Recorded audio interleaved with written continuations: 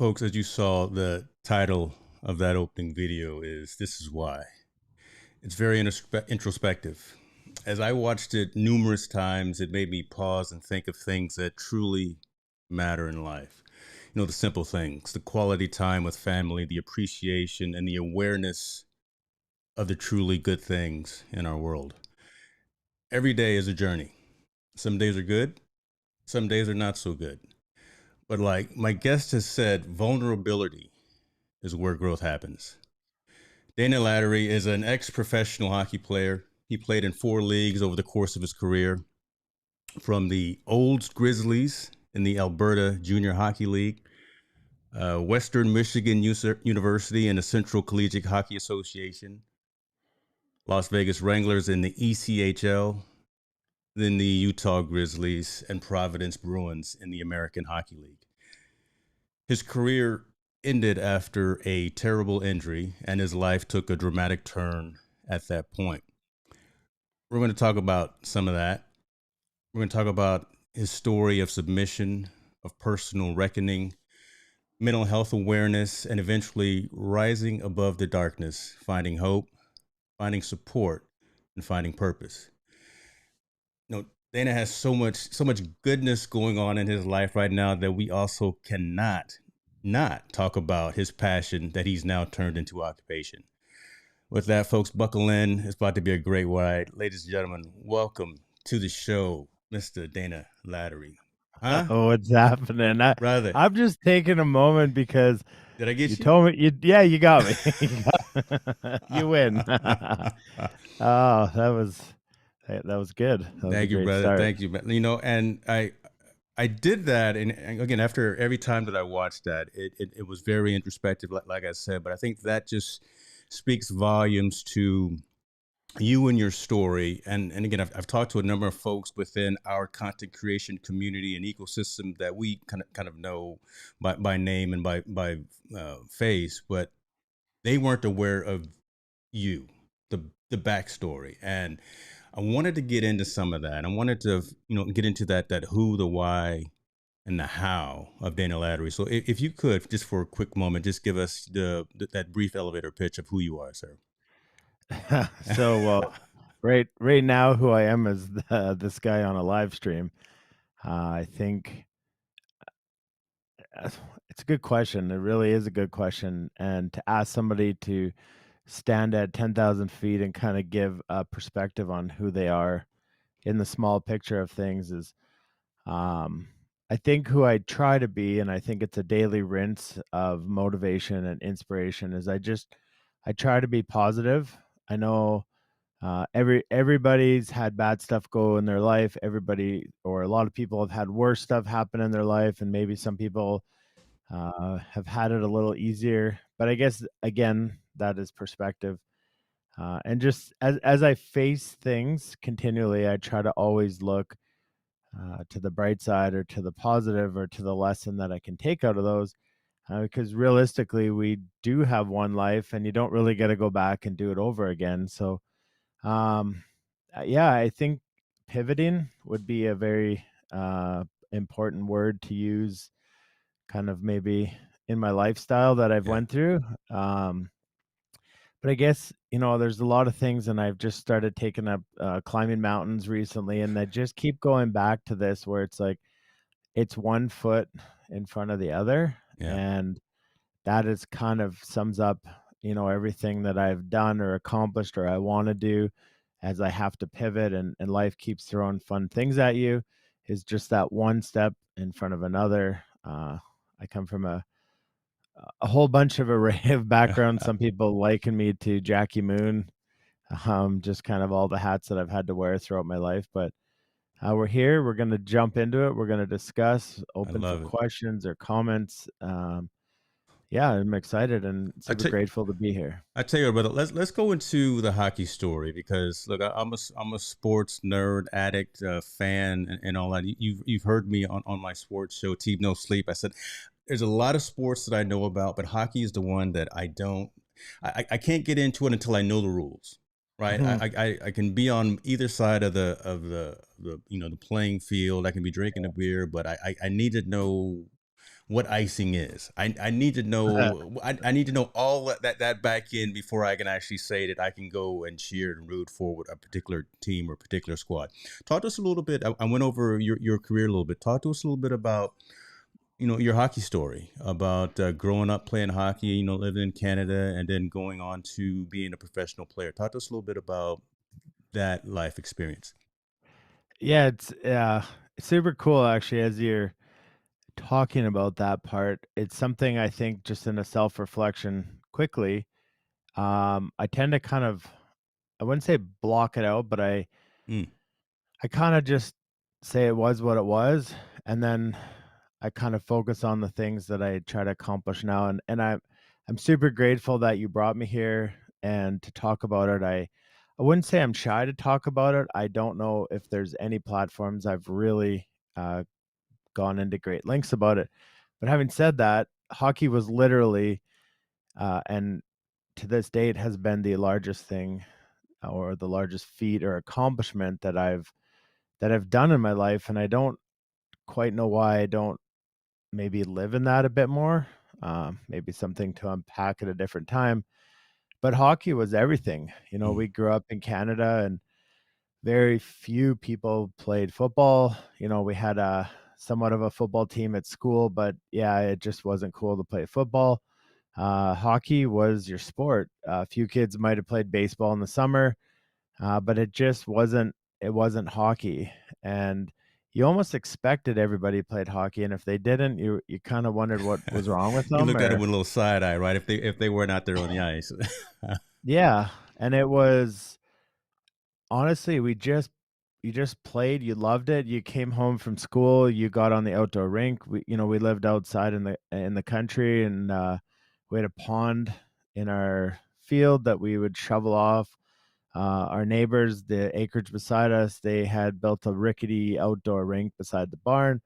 So we played between the two places. And honestly, and I know it sounds cliche, like the kid that just stayed out of the rink all the time and then he ends up making it, but it was truly um, the most altruistic form of the game was just on the outdoor rink. And we loved it. And we had to be drug home and because we didn't want to come off the rink. And, then 3, 4, or 5 nights a week, we also had organized hockey, which we had to probably drive 30, 40 minutes, to get to the nearest town to play, and loved it and played. There was times I may wanna quit. I wanted kind of like what I would call a social life or hang out with my friends, um, but that's just your age, and you don't Right. quite understand what you're going after. I was never forced to play hockey. Um,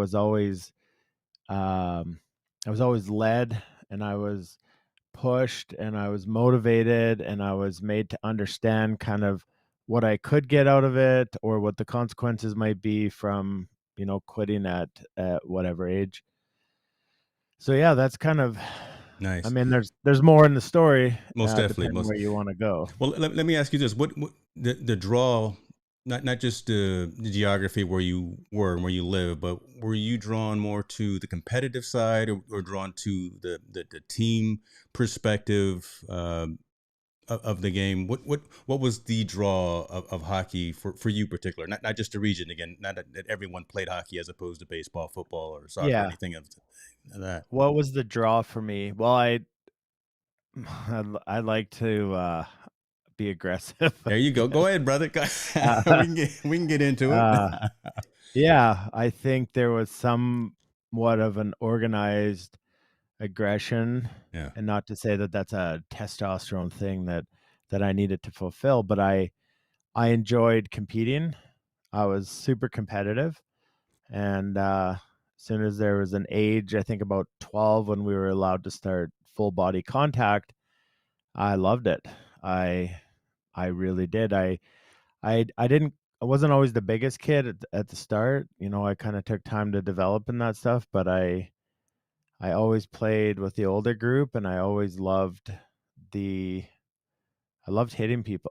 Like, and that's take it for what it is. It's all part of the game, and it's We within the understand, game. brother. And anyone who's laced them up or done anything from any sporting perspective, we know what that is, that adrenaline piece. So it's all good. Let, Yeah.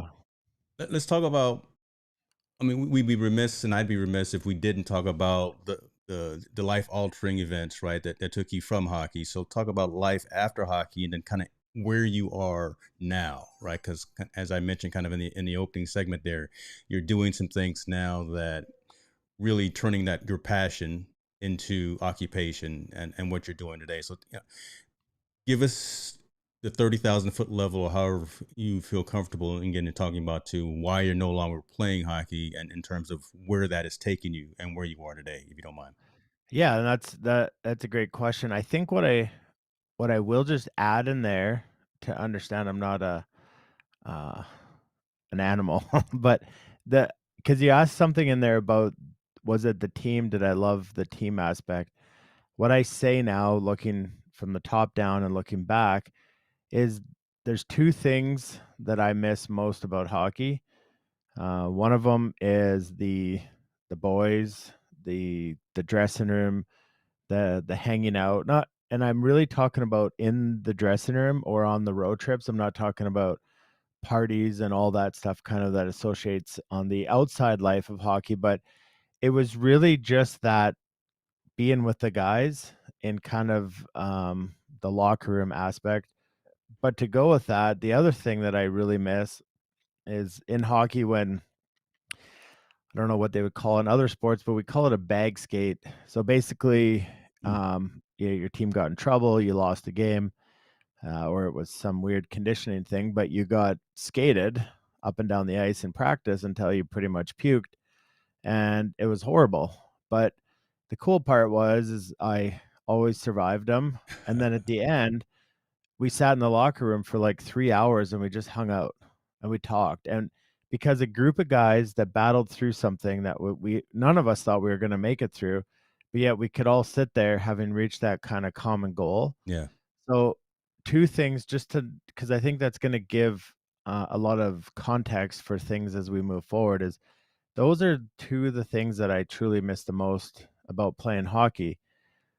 So, in 2005 or 6, I blew apart my knee, and, it was tough. I didn't know which way to turn. I talked with my agent.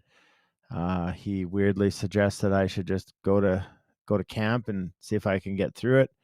I couldn't even walk. There's no way I was getting to camp to do it. So yeah, we got in to see a doctor. We had surgery. Fast forward about 14 months later, after 3 surgeries, and you're quickly reminded at the professional level that you're nothing but a stock or a Yeah. piece of meat, to say it how it is. And when you've kind of been on the back shelf for 14 months in rehab and you're not a Tom Brady, you're nobody. And their money matters. Their investment in you is a really high risk right now because of what you've gone through. And so they just kind of, so it is. And so I probably could have tried to stick through 3, 4 more years playing at a really low level of pro, trying to work my way up. Something about it just defeated me in that aspect of seeing that the hockey at that level, and maybe I'm gonna get in trouble for saying this one day, but there's a very small fraction of people that actually enjoy playing at that professional level. Wow. And those are the high end people who they've got it made. They're on that team no matter what. But everyone else, and probably 70% of people on the team, they're up and they're down and their jobs are in jeopardy and they move, they play, oh, you're traded to Nashville, you're traded to Toronto, you're going to Florida, your wife and kids live here. You're basically living out of a suitcase.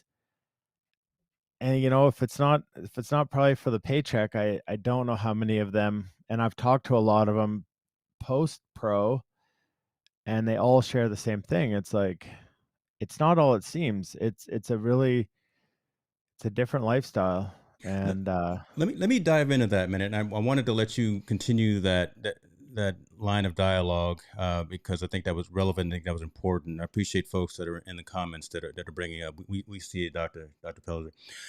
It, I think that's interesting because it's almost like once you become pro, semi-pro, or you reach that level, you reach that pinnacle. There, from what you're possibly saying, there's a majority of folks who have lost that passion that they had when they were out there in the backyard, in the back rink with their friends at the 12, 13, 14 years old, of just getting out there and playing and competing with the guys.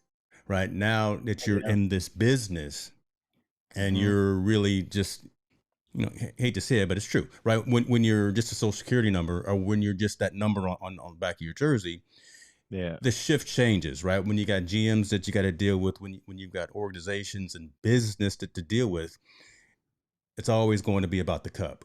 Getting to that point of where you winning a championship and the residual things that come out of that.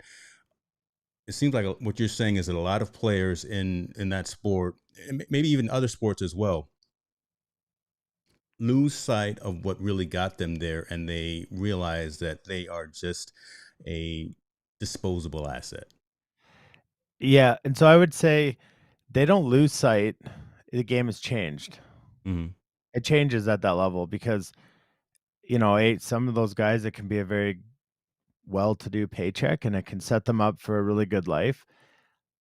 Um, but the game you played is I just don't think it's that's just my opinion, but it Hmm. it changes at that level. I think it's very few people enjoy it. And if you said to somebody, "Hey man, here's, $3 million a year to just go do this instead of this." There's 2 things, possibly.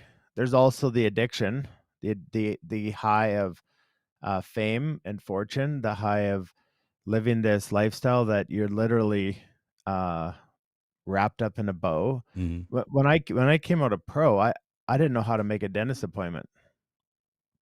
I mean, you just pick up the phone and make one, and people have told me this over the years, and I'm like, "I hear you," but I didn't have to do that. I had somebody to do that for me. I I needed something and I got it now.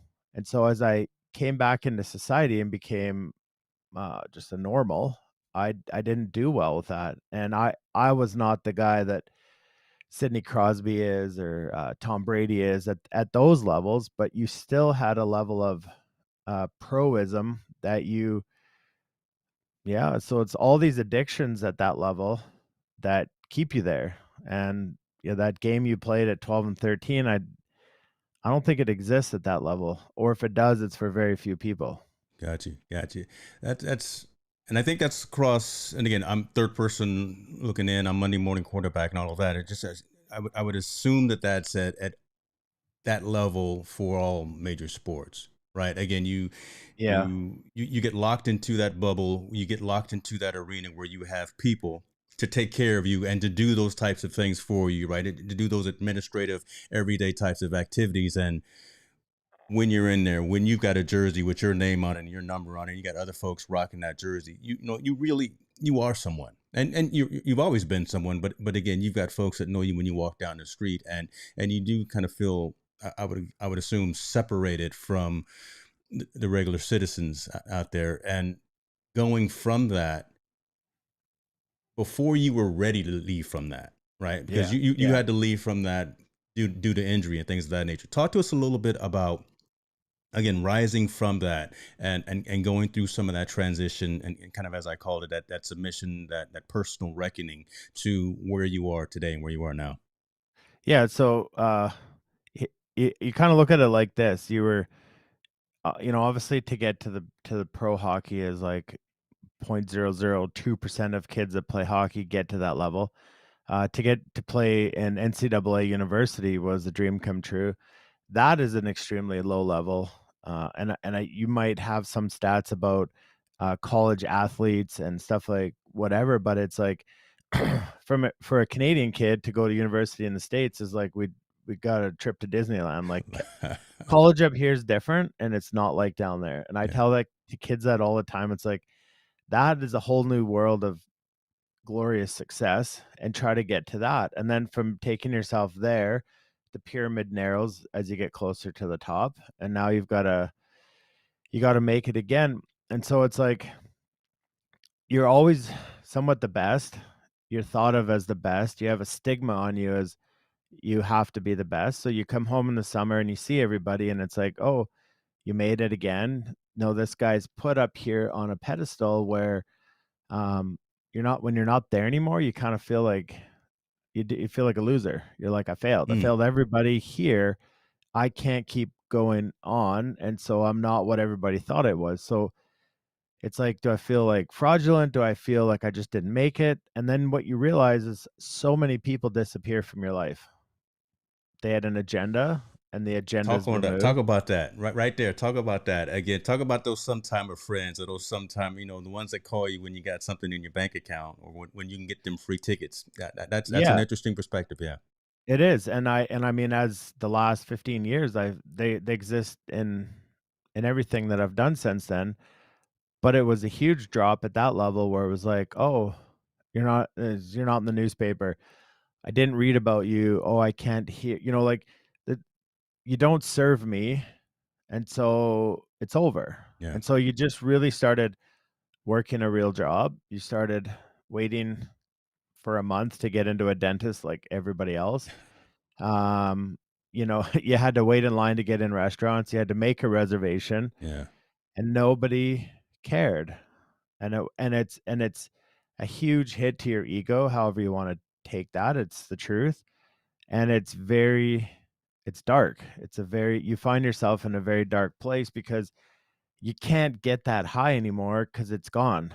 You Got you. can't, like, so you're always trying to find, like, what's the next thing to do to be in that kinda limelight at whatever, and I know I wasn't at the level that some or a lot of these, high-end athletes are, but you were there, you got a taste of it, and it's a drug.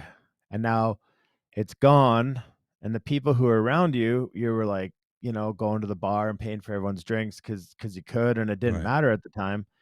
They're gone. They're not there. They're not there when you can't pick yourself out of bed for 3 weeks, because you don't understand what the point is anymore. But yet you're still trying to go to work to pay your bills, but nobody's calling you to, like, come on a radio show, come on a TV show, go do an autograph signing at the blah blah blah. Like, it's dark and it's tough. Yeah.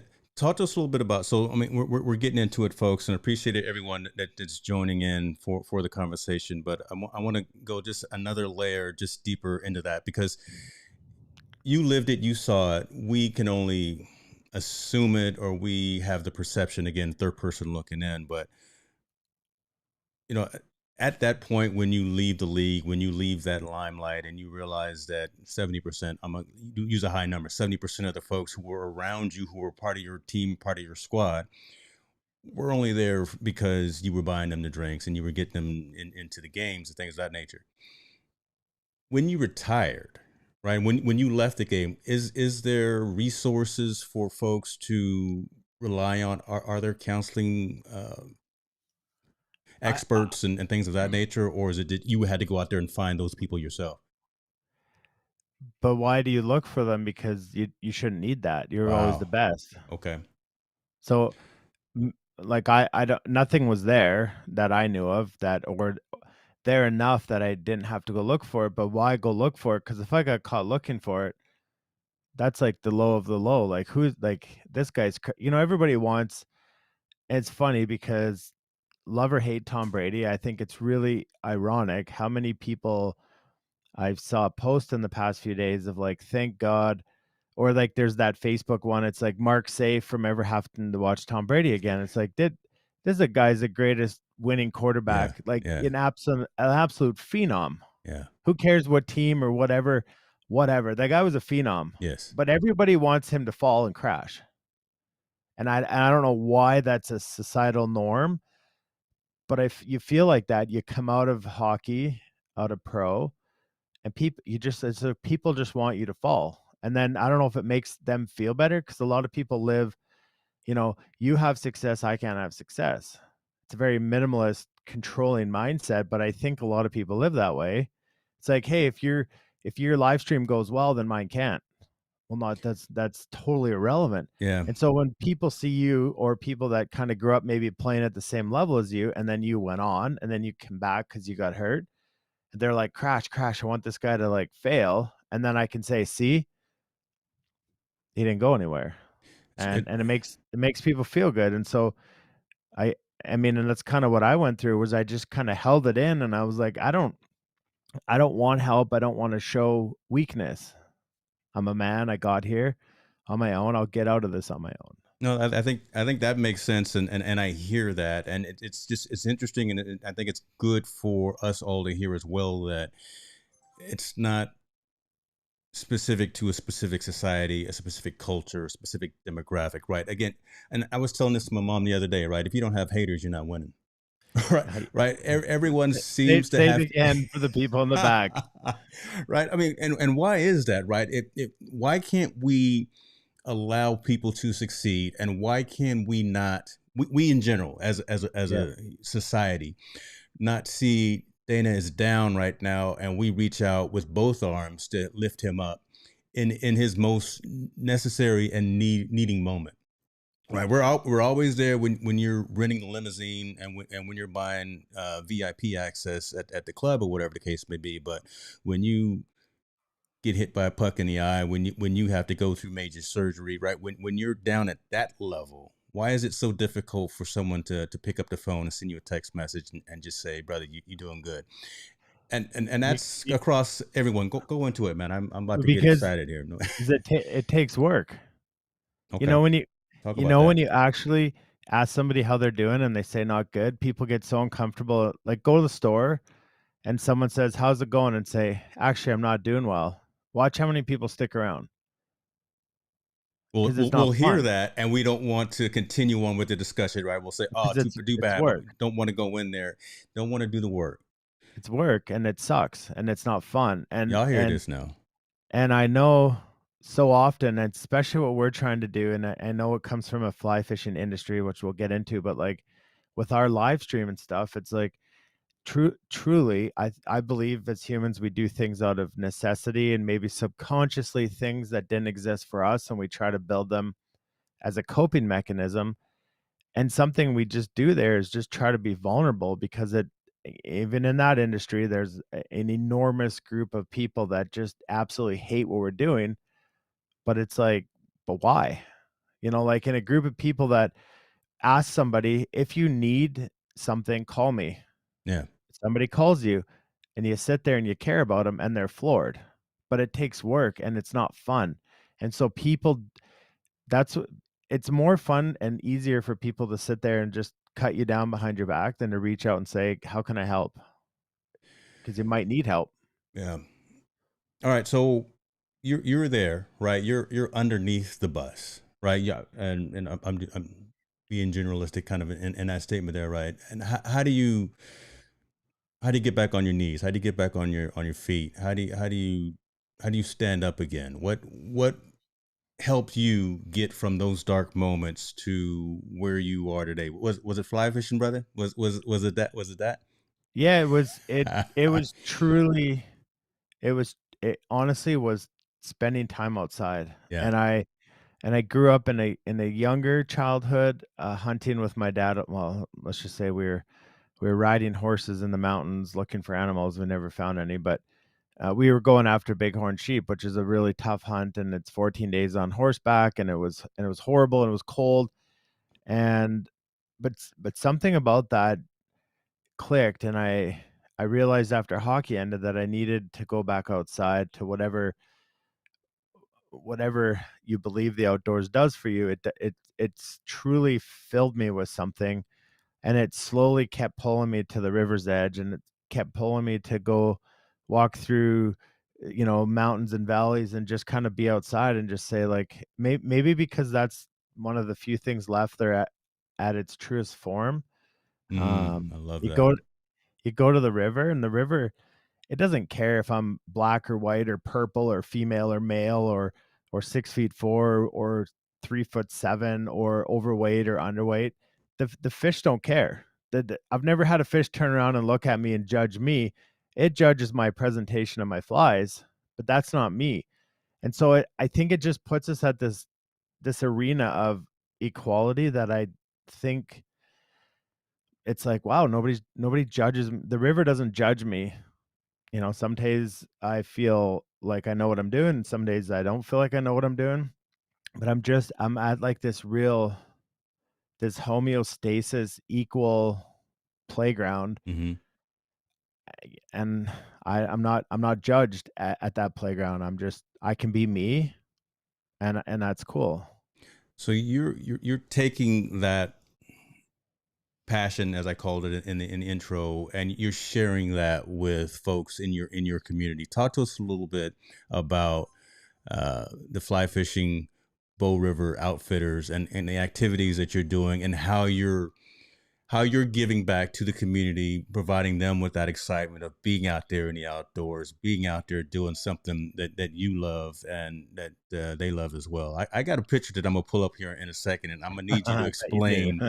I'm gonna need you to explain this picture, so folks, make sure you stick around because I got some questions for Dana. But talk to us a little There's bit there's about. some there's some there's some fun videos floating around the Ecamm fam. So I'm not sure if you got that far, but so what? Yeah, Fly Fishing Bow River Outfitters. We're a guide service, a fly fishing guide service.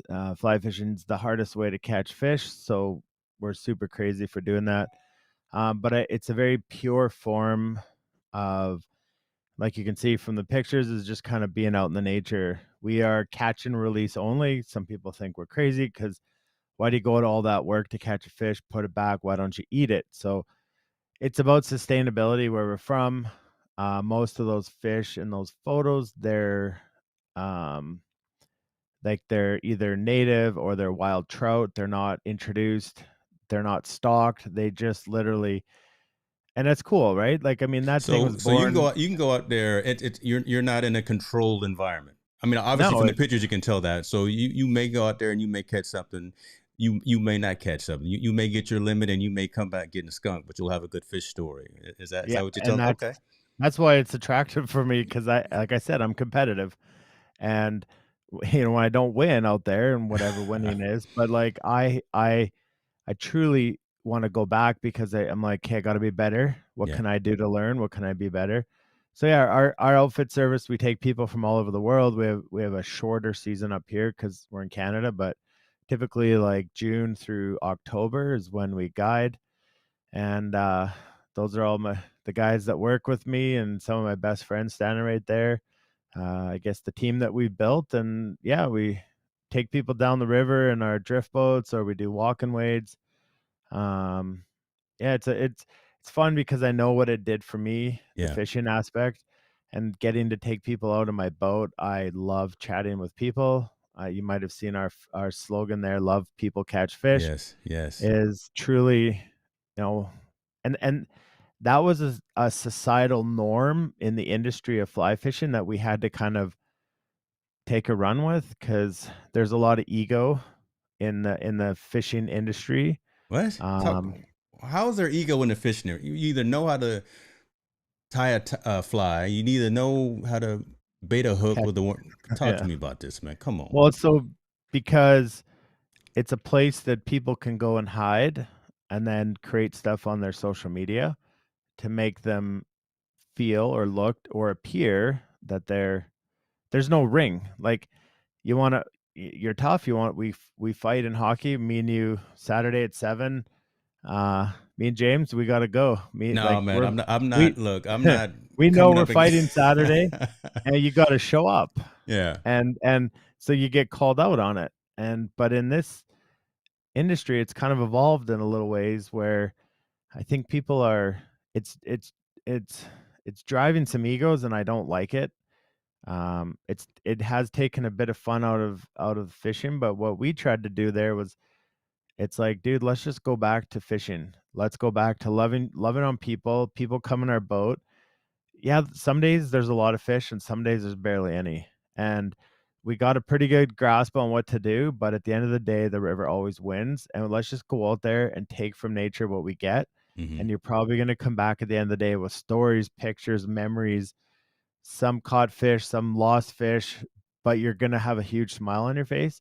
And that's what we do because we control the experience, we don't control the fishing. And Uh, so the ego, it's not about me. It's not about me out there. It's about the people in our boats, and that's where we just truly remove the ego of it.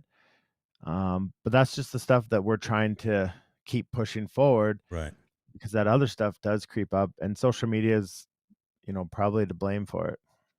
I think there's value in also what you said there from a different perspective, right? You've taken yourself out of the equation, right? You've made it about your community, you've made it about your clients, you've made it about your experience. So you just provide the vehicle to get to that experience, and you cut people loose, right? Get out there, have fun, maybe turn off the phone for a minute. Maybe just enjoy the water over your head. Maybe enjoy that fight of that fish hitting the line, and then when you miss it, and then you go out there and you try to get it again.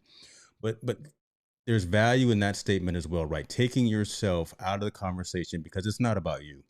No. Again, you're just providing, like I say, the vehicle to get there and letting folks hopefully have the best experience that they can. But I would tell you what, let me back up to 1 second. You said you and me fighting. Look, brother, look, I'm 195, right? I'm 195, 12% body fat.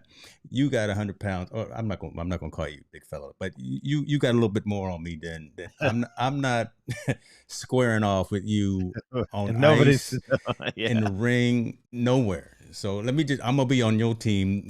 I got you six, but I want to know about this picture right here. Oh, yeah. So talk to me about this right here, brother. You are in the water with a couch. What's going on, man?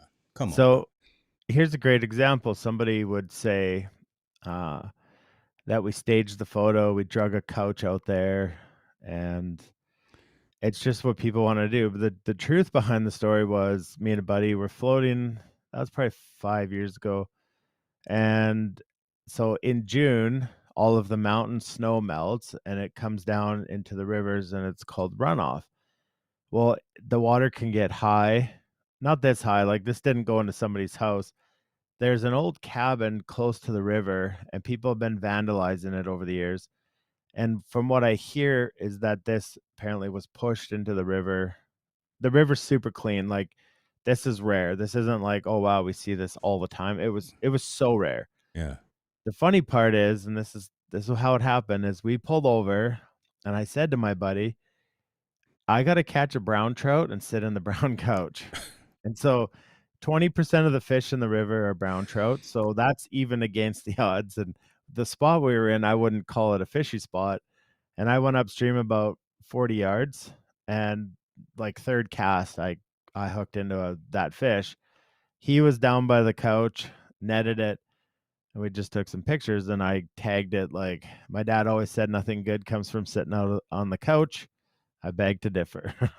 Dude, this picture right here, it needed some explaining, and it's got to be one of the coolest things I've seen in a while. But again, that's literally you living your best life, and I love that aspect of it right there. And look, see, folks are talking in the comments. Yeah, Melanie said, "Well, my money is on Dana still." Yeah, yeah, I'm with you. I'm completely with you. Talk to us a little bit about some of the other ventures that you're doing, right? So again, I know that takes a lot of the time. You've got a amazing show on your YouTube channel that is full of variety, full of comedy, it's full of e- all kind of goodness. Talk to us a little bit about again how you spend your time creating film, being a content creator, providing value, also during the your YouTube session as well. Yeah, so I think probably at heart, I would call myself a storyteller, and sometimes my friends will say, as I about to tell a story, they're kinda like, "Well, grab a sandwich and a coffee because this one's gonna take a while." I like to add some color, sometimes exaggerate in storytelling. I think it just makes it fun for the people, just to hear a story that's thought out, and, but anyway, so behind that is things I like to do is create films, tell short stories, take photos. I love telling stories through photos. I ultimately love capturing emotion. And whether that's through the telling of a story and watching people watch it, whether that's through a photo and having people interpret it, that's kind of where my content creation comes up. What we're seeing here and what James was talking about was a show that we started about 4 years ago. So it is niche. It is in the fly fishing realm. But what we do is we tie flies. So what flies are is I guess it's artificial food that a fish would eat. So we as fly fishermen we tie them all out of fur and feathers and put it on a hook, and we try to make it look like a bug. And then if the fish believes us, they'll eat it, and then we hook the fish. So what we did 4 years ago is we started a show. We used to go to a brewery, and people would come there and hang out with us, and we would tie flies, like you can kind of see in the previews here. People would join us at the brewery, but we would always stream it on Facebook. We thought maybe we didn't predict COVID coming, but we're like, oh, maybe one day if we couldn't make it to the brewery, we could still sort of stream it and we would capture that audience because we're already doing this. So as it grew over kind of and that's Cole there from the TNL fam. And so as it grew and evolved and pivot, like I said at the beginning, COVID hit, weren't allowed to go to the brewery. Everybody was at home. So in my basement, where I am right now, I had to create a bit of a makeshift studio, get the show up and running, and tie the flies. So, that's just things evolved. The coolest part, and like Cole had wrote in the comments there, is that this again, it's not about us. We've removed ourselves from this equation. It's about this incredible, and I truly mean that, is we call it the TNL family. So the Thursday Night Live family, the group of people that show up every single week. They support each other through helping with tips and tricks on their crafts, on the fly tying. Yeah. They help each other with life questions. I've seen so many of this group come together outside of the Thursdays. They get a fish together in the summer. They become best friends. There's people dating out of it. It's just really become a really cool place. And it's something I needed because I now have a giant group of friends who are just there for me as I am them. And that's pure. That's I truly, and we talked about it earlier, how you lose all your friends when you stop being with somebody. This isn't the case. This whatever evolved or whoever took the reins on this one, and it wasn't me, created a really cool group of people that we call the TNL family. And so we just me and Tim, we got to be here and facilitate this, make fun of ourselves and wear goofy costumes and try to bring some humor to it. But truly, it's a group of people who show up every single Thursday and hang out with us and laugh and cry and we kind of hit all the elements Yeah. of the feels in that show. Listen, I've been there a couple of Thursday nights and I've enjoyed it. You see me rocking gear too, right? Representing. All right, all right. I'm I part got of the inner squad. Somebody better recognize, right? Preston. So look, this is where we got our gear. I'll put the link in so folks can definitely get some of 100%.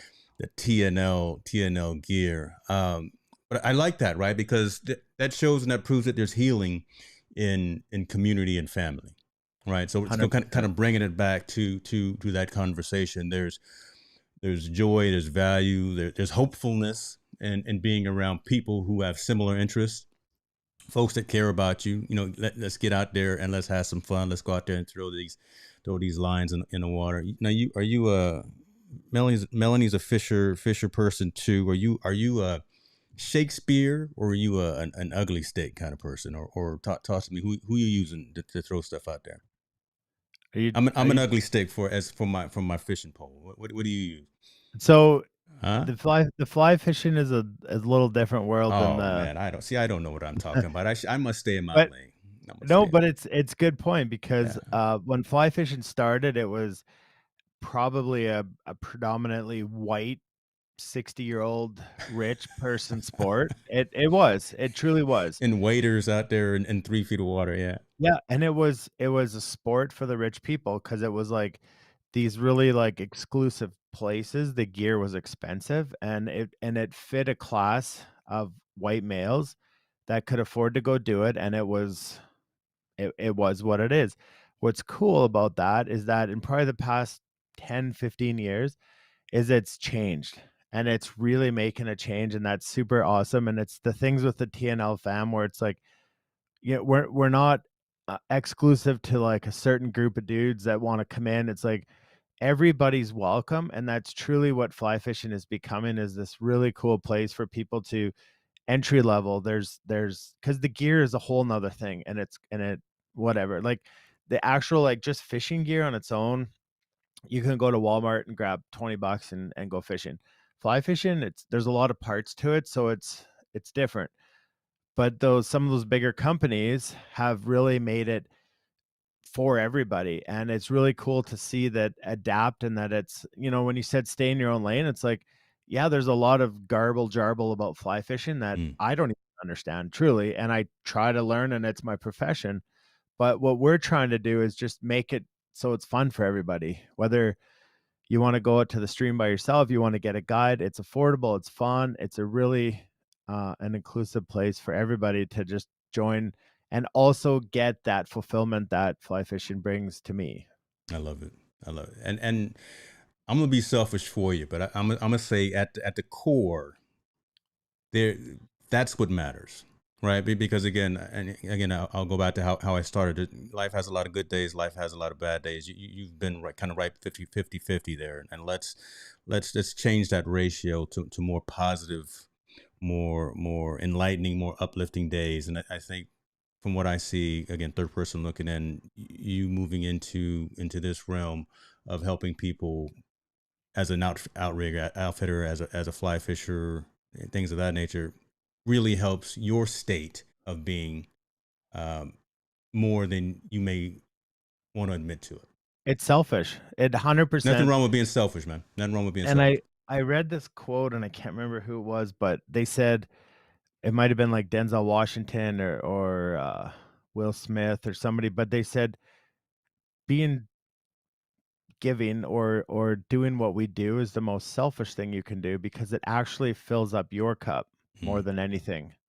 And I read it, I was annoyed when I read it. I'm like, well, I'm not selfish, but I'm like, that's why I do it, because yeah, it really, and the more you get to do it, it's addicting and it's fun, and you get to see other people like having aha moments and having joy, and it's like, that's great. That's filling me up, and I wanna do more of this, and it just becomes this, like, cyclical thing where once they taste it, they start doing it, and then they do it, and then that person tastes like, we have people in our show that yeah, just, like, all they wanna do is they reach out to us and say, we had a lady last year, she's like, "Can you find somebody in your area that couldn't afford to go on a fishing trip with you guys?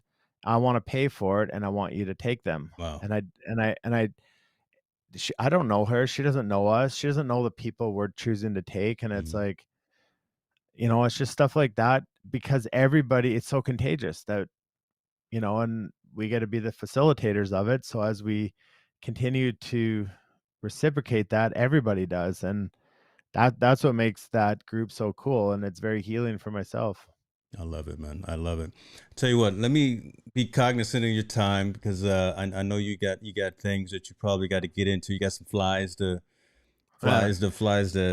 tie, and things of that. But I've already got the link right there below you, kind of in on the word Thursday. But tell folks what you got coming up next.